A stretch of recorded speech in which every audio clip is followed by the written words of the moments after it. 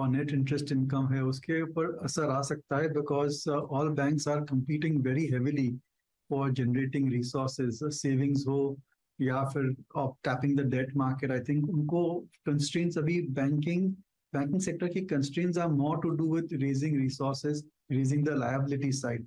Asset side पर कोई issue नहीं दिख रहा है। The book is generally good for the entire banking sector, ऐसी कोई खास एनपीएस है नहीं, और लोन की डिमांड जो है वो भी बहुत बढ़िया है, जिसकी वजह से एक्चुअल इंटरेस्ट इनकम बढ़ सकता है, फी बेस्ड इनकम भी बढ़ सकती है। बट जो जो नेट इंटरेस्ट मार्जिन है, difference between interest charge and interest earn, वहाँ पर प्रेशर की वजह से डेफिनेटली नेक्स्ट 2-3 क्वार्टर्स में नेगेटिव इफेक्ट आ सकता है। Some of it of course वो लोग they will try and counter with higher volumes, but we have to account for that fact. और ये भी एक कारण है कि बैंकिंग सेक्टर पर हम देख रहे हैं पूरा सेंटिमेंट थोड़ा नर्वस हो गया है, थोड़ा डाउन हो गया है, और पहले जैसी इतनी ज़्यादा बुलिशनेस नहीं है। और we all want to buy for the long term, no doubt about it, लेकिन ये जो इंटरेस्ट रेट इन्फ्लेशन का जो फिनोमेना है, लग रहा था कि 2-3 महीने में सॉल्व हो जाएगा, लेकिन अभी एक्सटेंड हो रहा है और भी एक्सटेंड हो रहा है। और कभी ये टर्न होगा, कभी ये फ्लैटन आउट होगा, इज डिफिकल्ट टू से।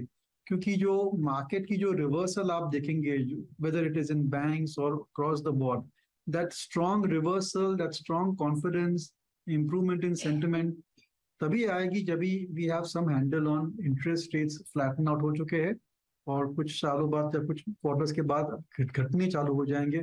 उसी के बाद I think interest stock market में आना चालू होगा, and immediately that get reflected in risk on trade and higher FII flows. अभी तो एक रिस्क ऑफ ट्रेड चल रहा है जिसकी वजह से स्टॉक्स आर अंडर प्रेशर। अच्छा दीपन जी, अब इसी देखें रेट हाइक्स और मीन आपकी ईएमआईज बढ़ने का जो प्रेशर है वो आई थिंक ये नेगेटिवली इम्पैक्ट करता है ऑटो को भी। ऑटो में बाजार इंटरेस्टेड नहीं है। आप देखिए मारुति में प्रमोटर अपना स्टेक बढ़ाया, बट आज स्टॉक रत्ती भर नहीं चला, फिर बैकफुट पे आ गया। और इस बार क्वालिटी स्टॉक्स में भी लाइक एमएनएम, जिसने आई थिंक 2022 के पूरे बुल रन को लीड किया ऑटो में, वो भी बैकफुट पे आके ट्रेड कर रहा है। इसमें कोई राय नहीं है कि मेटल प्राइसेस सब्सटेंशियली नीचे हैं इनके। अगर आप देखें नाइम्स को ये इनके मार्जिन को ठीक रखेंगे उसके लिए अच्छी स्थिति होगी, बट बाजार इंटरेस्टेड बहुत नहीं है इस वक्त। ऑटो पे आपका टेक क्या है इस वक्त? देखिए Virendra, I think market is not interested in any sector. Banks देखे, capital goods also which is doing so well, वहां पर बिकवाली आ रही है। ऑटो एंसिलरी पर भी सेलिंग प्रेशर है, पूरा कंजम्पशन बास्केट है, इवन हॉस्पिटैलिटी पर नेगेटिव इफेक्ट आ रहा है। तो आई थिंक जब मार्केट करेक्शन मोड में होता है और ट्रेडर्स का मूड नेगेटिव होता है, then people want to book profit, stay into cash. जिनके पास कैश इन्वेस्ट करने के लिए भी है, they also try and push their purchases। और नो डाउट म्यूचुअल फंड में बहुत बढ़िया फंड्स आ रहे हैं, but mutual fund managers India के हैं वो बहुत ही शार्प है, बहुत ही मैंने होशियार है।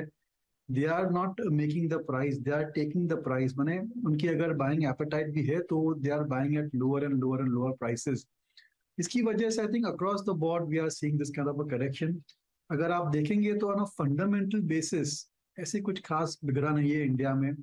जो भी मोमेंटम इंडिकेटर्स आए थे फरवरी मंथ के, GST collections, automobile sales, insurance policy sales, वो सभी ठीक ठाक थे। There was no issue over there. No doubt एक शायद K shape type of recovery आ रहा है, लेकिन बहुत सारे सेक्टर्स है जहां पर we are seeing very good momentum, we are seeing very positive trends.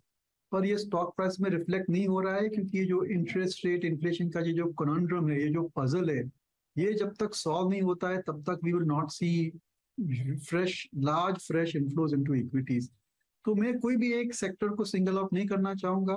I think it's a market wide phenomena, and ये मार्केट की ये खास बात है कि मंदी के दिन भी आते हैं, और अगर आपको लॉन्ग टर्म कमाना है तो you have to ride out this way.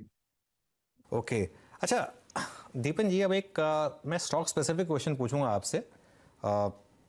Ambuja cement पर इस समय क्या करना चाहिए, क्योंकि अब प्राइस वापस उस लेवल पर आ गया जहां पर एक शायद वैल्यू है, लेकिन एक अनसर्टेनिटी बन रही है ये जो पूरा डील को लेकर कि क्या कुछ यहाँ पर वो अदानी ग्रुप को लेकर जो थोड़ा सा एक अनसर्टेनिटी चल रही है। आपका व्यू क्या होगा इस समय यहाँ पर? नॉट जस्ट गुजरात अंबुजा, हमारा व्यू पूरे सीमेंट सेक्टर पर नेगेटिव है। और उसकी वजह यह है कि जब से अडानी ने एंट्री मारी है सीमेंट सेक्टर में और उनने एग्रेसिव एक्सपेंशन प्लान्स किए हैं, सो टेकिंग दैट लीड सभी सीमेंट कंपनीज ने भी ये तय किया कि we have to at least increase capacity by 40-50% over the next 3 to 5 years, नहीं तो हमारा मार्केट शेयर कम हो जाएगा। और एक बहुत ही ज़्यादा कैपेसिटी बिल्डअप हो रहा है, जिसकी वजह से शायद 1-2 साल में ग्लट आ सकता है, लेकिन market start to discount that well in advance.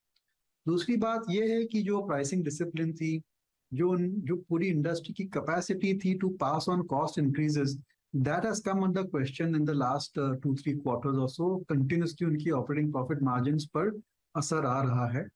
और ये दो वजह से I think because of these two reasons we would like to remain underweight in cement. और ऐसा भी नहीं है कि cement is trading at single digit price to earnings multiple की रिस्क नहीं है for further compression of price to earning multiple. वहां पर भी और कंप्रेशन जरूर से आ सकता है and they can start to trade in line with other commodity stocks. So keeping all of that in mind, पूरा जो पिक्चर है वो बहुत नेगेटिव दिख रहा है सीमेंट इंडस्ट्री के लिए। No doubt demand will remain steady for the industry, I agree to that point, but जो अन्य जो फैक्टर्स है, प्रॉफिट मार्जिन्स, कैपेसिटी बिल्डअप और ओवरऑल जो प्राइस डिसिप्लिन थी, I think that is no longer there. ये पूरा नजरिया करेंगे तो the view is quite negative. और इतने अच्छे कंपनीज है जो सीमेंट कंज्यूम कर रहे हैं, I would prefer to go over there. Real estate है, बहुत ही बढ़िया ट्रेंड्स वहां पर चल रही है। We are seeing very good new project के रिस्पॉन्स बहुत बढ़िया आ रहे हैं। फिर जो पूरा इंफ्रास्ट्रक्चर सेक्टर है, इंजीनियरिंग कंस्ट्रक्शन कंपनीज है जैसे कि Larsen Toubro, ITD Cementation, PNC Infra, NCC, they are sitting on record order book position and they are big consumers of steel and cement. तो मेरी राय में जो सीमेंट कंज्यूमर्स है, इनमें आपको रिटर्न्स ज्यादा अच्छे मिलेंगे as compare to cement producers. अच्छा दीपन जी, आखिरी प्रश्न आपसे यहाँ पे। हमेशा जब आप इस कार्यक्रम में शिरकत करते हैं, हमेशा अपनी कुछ अच्छी फ्रेश बैंक्स और मैनेजमेंट के इंटरेक्शन का जिक्र जरूर करते हैं। इस बार का कोई स्टॉक या फिर जो पिक किया हो या फिर मैनेजमेंट से बातचीत हुई हो, कन्विक्शन बढ़ रहा हो इस वक्त मिड कैप में या फिर लार्ज कैप में? देखिए, हमने बैंक्स के बारे में बात की थी और हाल ही में we had a interaction with Vaidyanathan of IDFC first bank. और उनका जो नजरिया है, उनकी जो विजन है, जो एग्रेशन है बैंक्स में अब आईडीएफसी बैंक के पीछे, we are very impressed with that. और जैसे मैंने कहा था, banks are now struggling to raise resources. और अगर आपको बैंक्स में विनर्स चूज करने हैं तो go for the banks which have the highest Kasa, और जो कासा पे बहुत ज्यादा फोकस कर रहे हैं, क्योंकि that is the lowest cost of money for them. और आईडीएफसी फर्स्ट बैंक ने उस कासा बेसिस के ऊपर बहुत ही बढ़िया काम किया है। For a new generation bank they have done phenomenally well. So we are quite positive over there. We have been recommending this stock और हमारे क्लाइंट्स का इन्वेस्टमेंट भी है, तो डिस्क्लोजर के तौर पे देख कहना चाहूंगा। और ये इसकी वजह से थोड़ा व्यू हमारा बायस हो सकता है ऑन द पॉजिटिव साइड। और अगर आप लॉन्ग टर्म इन्वेस्टर हो तो I think IDFC first bank will do very well for you and it could be long term secular growth story. Okay, चलिए दीपन जी, शुक्रिया हमारे साथ जुड़ने के लिए और मार्केट और ये सारे जो इंडिविजुअल सेक्टर स्टॉक्स हैं इन पर बात करने के लिए। एक बार जरा मार्केट की बात कर लेते हैं। देखिए, अब लग रहा है कि मार्केट ने वो पहला जो सेलिंग था उसको एब्जॉर्ब कर लिया। एक बार निफ्टी वापस लेकर आइए। और अब मैं एक चीज़ कहूँगा वापस, 17,157, 156 इस समय निफ्टी पर। एक बार जरा निफ्टी के डे हाई और डे लो दोनों रख दीजिए और फिर मैं बताता हूँ अब इस समय, क्योंकि पहला घंटा निकल चुका है मार्केट का और हम बिल्कुल मिडिल पॉइंट पर खड़े हैं, डे हाई और डे लो के ऑलमोस्ट मिडिल पॉइंट पर खड़े हैं। डे लो 17,125, डे हाई 17,211। जिस तरफ भी मार्केट निकलेगा मुझे लग रहा है उस तरफ का एक आपको एक क्लियर ब्रेकआउट या ब्रेकडाउन दिखाई देगा। और इसमें एक इम्पॉर्टेंट जो कड़ी है वो है बैंक निफ्टी, क्योंकि बैंक निफ्टी जो है वो अब इस समय डे लो के काफ़ी करीब है। 39,625 का डे लो है, वो नहीं टूटना चाहिए। अगर वो नहीं टूटा तो शायद सेकंड हाफ में फिर एक वो शॉर्ट कवरिंग आएगी, अगर वो आप वो जो 39,785 है उस लेवल को क्रॉस कर पाए तो। जाने से पहले एक बार विकास सालुंके जी से एक ट्रेड ले लेते हैं। अगर उन्होंने एक स्टॉक जो इसको स्पॉट किया है, Bharti Airtel, exact 200 day moving average पर इस समय। विकास जी, कोई व्यू यहाँ पर? जी, अगर भारतीय एयरटेल की बात करूँ तो थोड़ा सा यहाँ पे जो व्यू बन रहा है अभी भी एक सस्टेन कर रहा है, जहाँ पे उसका जो प्रीवियस लो किया हुआ था उसने 760 के आसपास का, और उसके आसपास ही फिलहाल ट्रेड कर रहा है। बट अभी भी इसमें कुछ पॉजिटिव साइड जो आना है वो ऊपर की साइड एक इमीडिएट हार्डल देखने मिल रहा है और 200 डीएमए के आसपास ही ट्रेड कर रहा है और 200 डीएमए के ऊपर क्लोज रख रहा है, बट ऊपर में 50 डीएमए जो इसमें देखने मिल रहा है वो 774 के आसपास का है। वो उसके ऊपर अगर ये निकलेगा तो फिर ऊपर की साइड देखने मिल सकती है। तो आज का क्लोजिंग बहुत इंपॉर्टेंट है, अगर वापस वो 760 के नीचे बंद होता है तो ये क्लोजिंग वीक मानी जाएगी। चलिए अब इस शो को यहीं समाप्त करते हैं। वीरू और मुझे इजाज़त दीजिए, और अमित जी और विकास जी आप दोनों को शुक्रिया शो में जुड़ने के लिए हमारे साथ।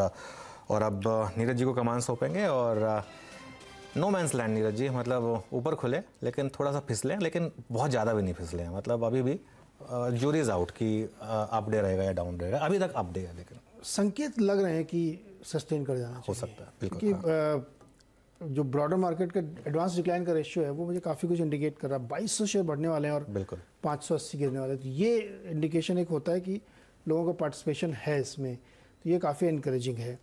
लेकिन फिंगर्स क्रॉस देखते हैं भाई, चूँकि आजकल मार्केट बहुत वॉलेटाइल होता है, लेकिन अभी तक के हिसाब से ऐसा लग रहा है कि मार्केट सस्टेन करना चाहिए। शॉर्ट कवरिंग अच्छी बन रही है यहाँ पे, और अब फ्रेश बाइंग भी हो सकता होती हुई दिखे यहाँ पे।